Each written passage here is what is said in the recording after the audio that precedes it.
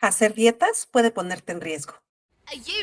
Hola, bienvenidas a Nutrición que Libera, un programa en el que hablamos de bienestar fusionando medicina, nutrición y psicología, donde no nos centramos en el peso y les decimos adiós a las dietas. Bienvenidas. Bienvenidas y bienvenidos a su podcast quincenal Nutrición que Libera. Yo soy la doctora Iracema Vázquez Anselmo, médica especialista en nutrición clínica y soy su anfitriona. El día de hoy quiero que hablemos sobre por qué las dietas no funcionan y por qué incluso son peligrosas para la salud física y mental. Puedes oír más sobre por qué las dietas no funcionan en el episodio 2 de este podcast. Primero voy a explicar qué significa que una dieta no funcione en términos de salud y bienestar, porque esto se escucha cada vez más e incluso es robado por la cultura de dietas, de la que puedes aprender más en el episodio 6 de este podcast, diciendo que, entre comillas, no hagas dietas, cambia tu estilo de vida. Al decir que las dietas no funcionan, nos referimos a que no sirven para el propósito para el que las personas las realizan. Normalmente, una dieta restrictiva, a la cual me refiero con el término de dieta, se realiza con la finalidad de perder peso y mantenerlo abajo para siempre.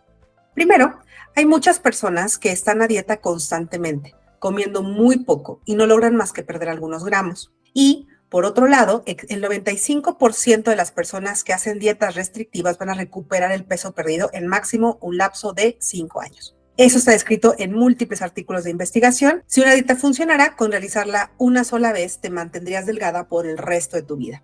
Esa sería la definición de que algo funciona. Ahora, hacer dietas no solo no funciona, sino que puede ser peligroso. Los principales problemas o riesgos asociados con la adopción de dietas restrictivas son: 1. Weight cycling o fluctuaciones en el peso, que se asocia con enfermedades como diabetes mellitus, hipertensión, enfermedades cardiovasculares, hígado graso, osteoporosis y algunos tipos de cáncer. Aumento del riesgo de muerte por cualquier causa, ese sería el número 2. 3. Deficiencias nutricionales. 4. Depresión y ansiedad. 5. Trastornos de la conducta alimentaria. Y 6. Estigma y discriminación. Voy a detenerme a hablar sobre las fluctuaciones crónicas en el peso o weight cycling. Subir y bajar de peso a lo largo de la vida con las dietas, que se conocen como yo-yo, o sea, todas, aumenta el riesgo de presentar múltiples enfermedades, porque ponen en estrés al cuerpo, haciendo que secrete más cortisol y adrenalina. También provoca que disminuya el sistema inmunológico, haciéndonos más susceptibles a infecciones y cáncer. Y por último, nos pone en riesgo de osteoporosis y fracturas al cambiar la densidad ósea con cada dieta que se realiza. El weight cycling se ha asociado también a incremento de la mortalidad por causas cardiovasculares, disminución del colesterol bueno o HDL, aumento de triglicéridos, incremento de la hipertensión, disminución de hormonas tiroideas, mayor descontrol en diabetes mellitus, aumento del riesgo de carcinoma renal, endometrial, colorectal y linfohematopoyético, y mayor incidencia de colelitiasis o piedras en la vesícula. En múltiples investigaciones se dice que el peso alto es el culpable de que las personas desarrollen estas enfermedades. Sin embargo, en esos estudios no se toma en cuenta que los participantes han estado a dieta crónicamente, fluctuando en el peso, y eso es lo que provoca las enfermedades crónicas, no el peso en sí.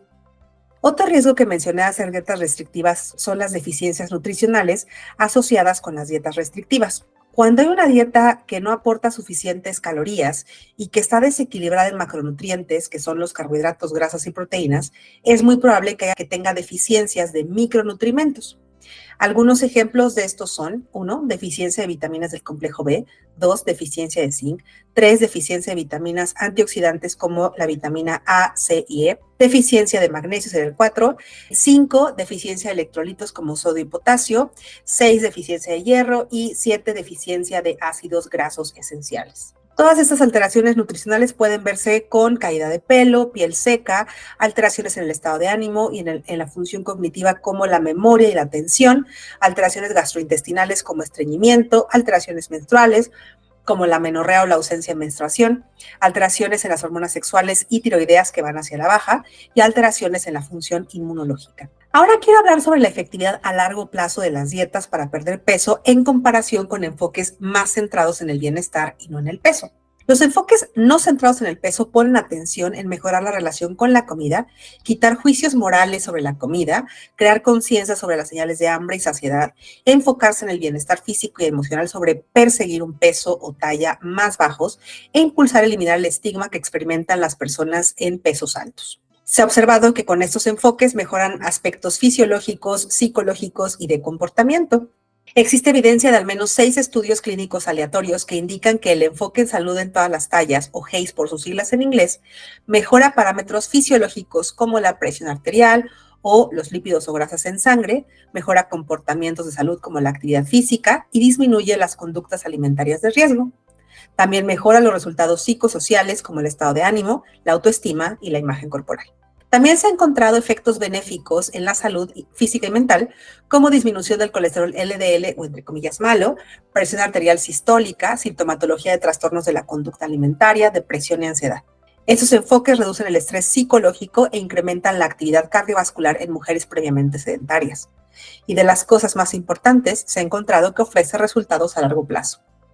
También se ha visto que las personas con una autoestima más fuerte es más probable que adopten comportamientos de salud positivos, aprendiendo el valor de sus cuerpos, y esto se fomenta con esos enfoques no centrados en el peso. Además, las personas fortalecen sus habilidades de autocuidado.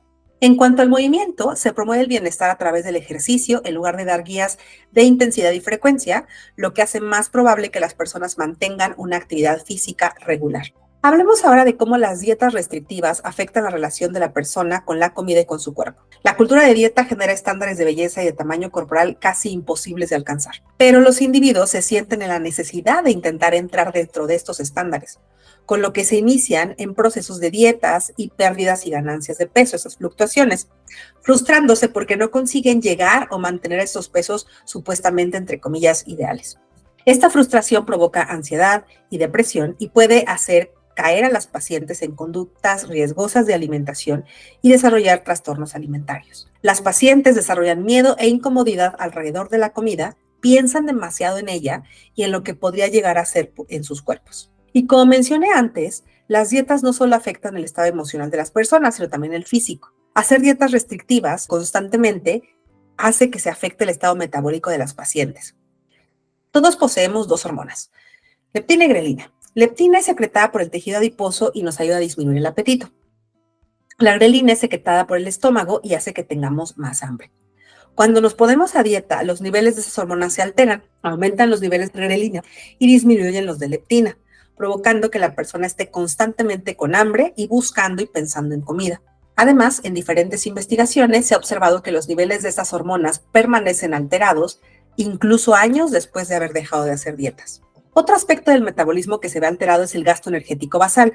Eso se refiere a cuántas calorías consumimos estando completamente en reposo, solo por existir. Pongamos como ejemplo que yo, para mantenerme viva, requiero 2,000 kilocalorías. Es lo que mi cuerpo requiere para que lata mi corazón, se mueva mi tubo digestivo, para pensar, etc. Decido ponerme a dieta y bajo mi consumo a 1,000 kilocalorías. Mi cuerpo responde a esta agresión disminuyendo la cantidad de calorías que necesito para mantenerme viva, como medida de emergencia ante la falta de nutrientes. Entonces, ahora solo uso 600 para mantenerme viva y ya no las 2,000 que solía usar. Es cuando las pacientes se estancan y ya no bajan más de peso. Así, aunque comen solo 1,000 kilocalorías, no bajan de peso e incluso lo suben, porque el cuerpo está ahorrando toda la energía posible para mantenernos vivas. Es por eso que hay cansancio, caída de pelo, sueño, falta de menstruación, piel seca, estreñimiento y demás síntomas que se presentan cuando se está a dieta después de un tiempo. Ahora, habrá personas que respondan diferente a las dietas. Una misma estrategia puede ser sumamente, entre comillas, útil para una persona, es decir, haciendo que pierda peso y logre mantenerlo, y poco útil para otras personas, que aunque hagan la dieta al pie de la letra, no logran perder más que un poco de peso o grasa corporal. Todo esto se debe a la respuesta genética y al ambiente de cada individuo. Cada persona tiene una herencia familiar que lo predispone a tener un tipo de cuerpo y un tamaño corporal. Tu familia tiende a ser delgada o gorda. Esto puede ayudarte a entender por qué tienes un determinado tipo de cuerpo. Puede que tú seas diferente al resto de tu familia, donde todos estén delgados y tú tengas un cuerpo grande. Y esto se debe a que el tamaño corporal está relacionado a muchísimos factores, como la microbiota intestinal, la utilización de calorías de cada cuerpo, el uso de fármacos, el estrés, el trauma psicológico, las conductas alimentarias, la calidad del sueño, condiciones de salud, hormonas, actividad física, tu lugar de trabajo, el transporte que usas, el nivel socioeconómico, la raza, el acceso a servicios de salud, haber hecho dietas previamente, etc. Otros factores que influyen en el tamaño corporal es si una persona está delgada debido a que tiene acceso a alimentos más saludables y acceso a actividad física. En un país como este, México, y en muchos otros, las personas viven en algo llamado desiertos alimentarios. Eso se refiere a que no hay acceso a alimentos frescos cerca de las comunidades. Para que accedan a frutas y verduras y alimentos de origen animal, tienen que viajar a mercados en las afueras. Y no en todos lados crece de todo. En cuanto al acceso a actividad física, es muy fácil decirle a alguien, haz más ejercicio, muévete. Hay que preguntarnos, ¿dónde? Dar la vuelta a la calle. ¿Y la calle está pavimentada? ¿Qué tal en cuanto a la seguridad? Otra pregunta interesante es, ¿a qué hora? Hay personas que tienen hijos, su trabajo está a 2 horas de su casa. También tenemos que preguntarnos, ¿tienen la vestimenta adecuada y pueden acceder a ella? Por ejemplo, ¿tienen calzado adecuado para poder hacer ejercicios sin lastimarse los pies o las articulaciones? Son cosas que damos por hecho cuando vivimos en cierto nivel socioeconómico y no todas las personas tienen acceso a un ejercicio digno y saludable. ¿Cómo saber que alguna dieta me va a hacer daño? ¿Qué dietas debería seguir? En resumidas cuentas, ninguna, pero vamos a desglosar esto. Cualquier estrategia cuya meta final sea la pérdida de peso, grasa corporal, sea cual sea, llamémosle dietas de modas o estrictas como el ayuno intermitente, la dieta cetogénica, la dieta paleolítica o llamémosle entre comillas cambios en el estilo de vida, no es una dieta, son hábitos. Cualquiera de estas, si la finalidad es medir el progreso en kilos de grasa, tallas o medidas corporales, va a tener el mismo desenlace. Riesgos en la salud física y mental y rebote en el 95% de los casos. Una dieta o abordaje de este tipo pone menús, cuenta calorías, cuenta porciones, restringe cierto tipo de alimentos o grupos alimentarios, te deja en ayuno aunque tengas hambre y propone otras conductas de riesgo como comer muy poco o temerle a la comida. Si tienes alguna enfermedad como diabetes, insuficiencia renal o hipertensión, probablemente sí necesitarás cambios en tu alimentación, pero la meta de estos es mejorar el estado físico, no la pérdida de kilos o tallas o grasa. Además, estas medidas serán implementadas de acuerdo con la realidad, hábitos, economía, preferencias, capacidades y gustos de cada persona. Estos últimos son realmente enfoques de alimentación saludable. En una intervención nutricional de este tipo, se tiene que indagar en la historia de la persona, sus horarios, distribución del tiempo, familia, salud mental, preferencias, traumas y otros datos necesarios para abordar el tema de la salud de manera integral. Para las personas que desean mejorar su salud sin seguir una dieta restrictiva, claro que hay alternativas. Por ejemplo, podemos enfocarnos en hábitos saludables como incluir frutas y verduras, realizar ejercicio, disminuir el consumo de alcohol, dejar de fumar, dormir mejor, aprender técnicas de manejo del estrés, aumentar el consumo de agua, tomar adecuadamente los medicamentos o incluir suplementos. El no estar a dietas restrictivas no quiere decir que todos los hábitos saludables se descarten, sino que pueden incluirse de manera compasiva y realista a cada individuo. Me gustaría hablar de qué recomendaciones daría una persona que está atrapada en el ciclo de las dietas y busca una alternativa. 1. Infórmate sobre enfoques no centrados en el peso. Esto puedes hacerlo siguiendo redes sociales, oyendo podcasts como este o leyendo libros o artículos del tema. 2. Revisa tu propia historia.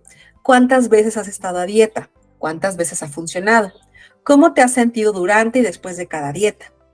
3. Revisa la historia de las personas alrededor tuyo que están haciendo dieta. ¿Están siempre a dieta? ¿Hablan contigo todo el tiempo de comida, tallas o ejercicios reductivos? ¿Su historia se parece a la tuya? Y 4, acércate a una especialista en nutrición, medicina o psicología que trabaje bajo un enfoque no centrado en el peso y pregúntales cómo podrían ayudarte. Seguramente se hará una entrevista y te dirán cuáles podrían ser los puntos para trabajar en tu caso particular. Todos estos temas que estoy comentando probablemente sea la primera vez que los oyes, sobre todo si es el primer episodio que escuchas de este podcast. Por eso es importante que cada vez más se hable de estos temas y se dé educación nutricional a pacientes y se les haga conocer lo dañino que es estar a dieta, sobre todo en estos esquemas ultra restrictivos. Hacerles saber que su salud física y mental estará en riesgo con cada dieta que realicen. Yo sé que para muchas personas el saber esta información no es suficiente para deshacerse del deseo de perder peso, ya que este puede estar muy arraigado, sobre todo por la discriminación y el estigma que las personas de cuerpos grandes sufren todos los días. Cuando llegan a mi consultorio pacientes que aún desean perder peso, que saben en la razón que hacer dietas no funciona y no es bueno, pero que aún lidian con el deseo de perder peso, les ayudo a navegar por esta incómoda situación. Hacemos ejercicios y tareas que reafirmen el respeto por el cuerpo que tienen actualmente, ayudando a mejorar su imagen corporal. Esta es la forma en que nos percibimos y creemos que los demás nos ven. Con estas pacientes, el trabajo no es entender el riesgo de reducción de peso, sino que, una vez que este riesgo quedó claro, ayudarlas a sobrellevar el duelo y la dificultad de no poder alcanzar aquel cuerpo que tenían en mente y pensaban que era su gran meta. Vamos a hablar sobre el papel de la aceptación del cuerpo en la adopción de un enfoque más saludable hacia la alimentación y el bienestar. Muchas mujeres, como mencioné antes, entienden que las dietas no funcionan y que son incluso peligrosas. Sin embargo, les cuesta mucho trabajo aceptar el cuerpo que tienen actualmente.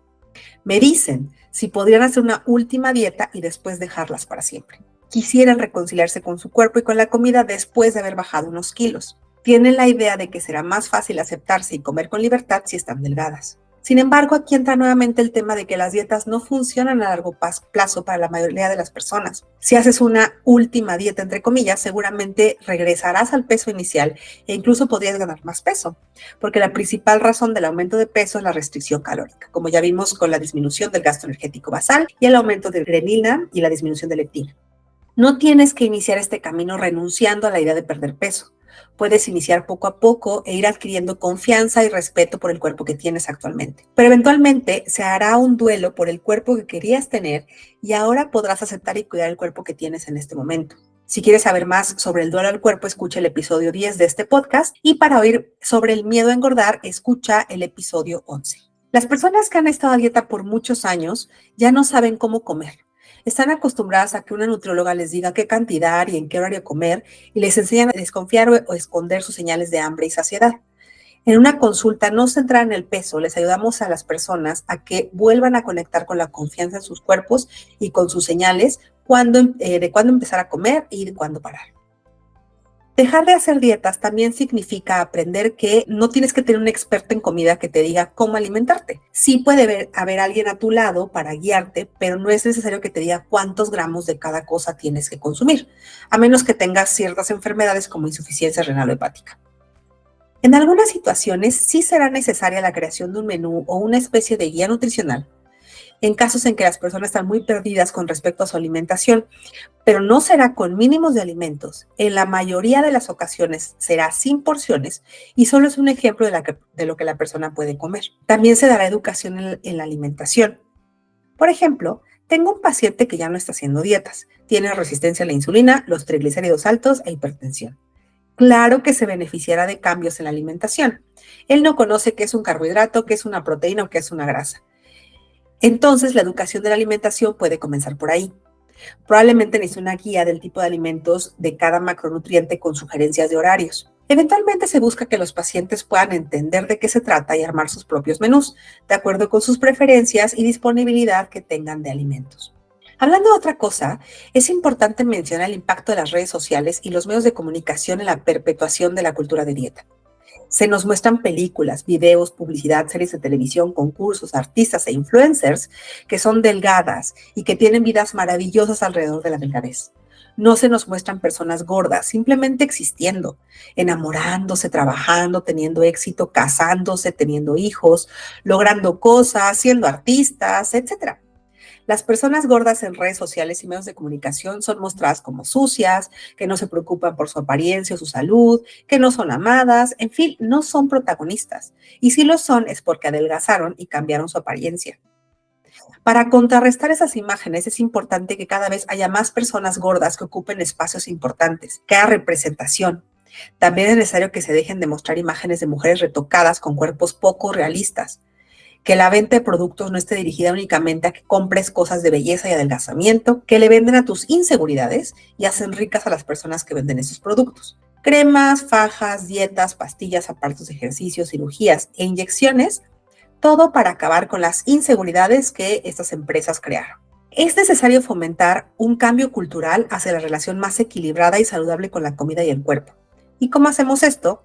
Primero educándonos acerca de las desventajas de la dieta, de los riesgos físicos y emocionales, de querer cambiar tu cuerpo y sobre las alternativas que existen para cuidar de ti sin necesidad de bajar de peso.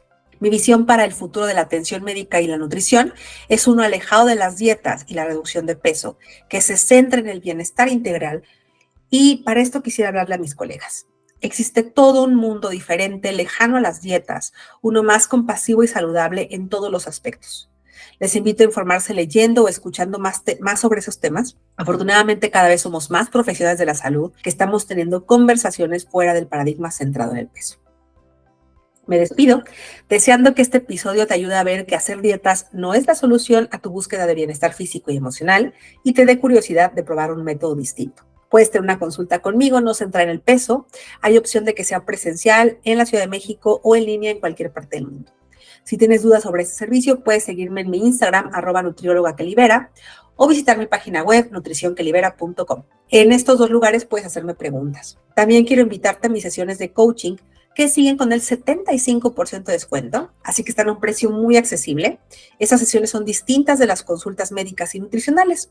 En esas sesiones hablamos sobre el proceso de dejar las dietas, hacer las paces con la comida e ir aceptando más tu cuerpo. Mándame un mensaje para saber más al respecto y no te pierdas en el episodio 69, Abandonando las dietas, el poder del coaching. Nos vemos. Are you ready? Nutrición que libera, un programa en el que hablamos de bienestar fusionando medicina, nutrición y psicología, donde no nos centramos en el peso y les decimos adiós a las dietas.